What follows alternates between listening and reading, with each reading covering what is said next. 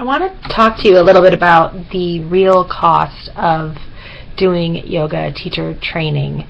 It is very expensive, and depending on where you live, it can be higher or lower. So in our area, it is very expensive to own a yoga studio, and therefore, of course, the prices are more. The first person you have to be concerned with is, of course, the master teacher and any of the guest speakers that are coming to do the training. The second thing you have to be aware of is that all yoga studios and all yoga teachers, in fact, which I'll talk about later, are required to be members of the Yoga Alliance, and there are dues associated with that. The other thing to pay for, of course, is also possibly any revenue you're losing by having the students participate in the courses itself, right? So usually you have those students paying for classes, but now they're paying for the teacher training, so it covers that cost as well.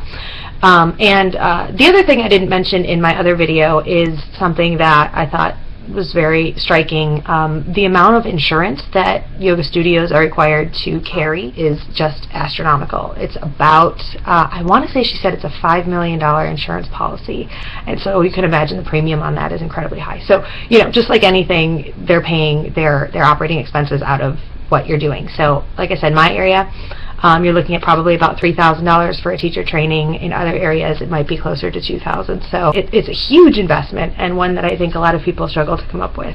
Later on, I'll talk a little bit about what I've learned from the other students that they didn't see coming in terms of what it costs to become a yoga teacher, because anytime you start a new profession, you need to have some startup income. They're going into business for themselves, essentially, and so you need to have some startup costs that I think sometimes surprise people and take them, catch them off guard. So we'll come back to that.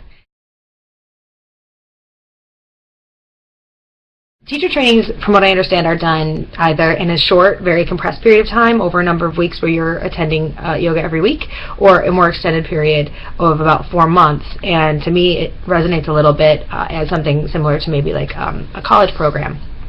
So, and that's done every weekend for only a few days in the weekend. So the program that I'm doing is 4 months, give or take, 3 weekends on, 1 weekend off, 3 weekends on, and so on and so on, and it is Friday, Saturday, Sunday, and then you're required to practice 2 additional times per week. For my next video, I'm going to talk about reading books by their cover, because we have quite a bit of reading to do. So I'll introduce you to that, and you can see what that looks like.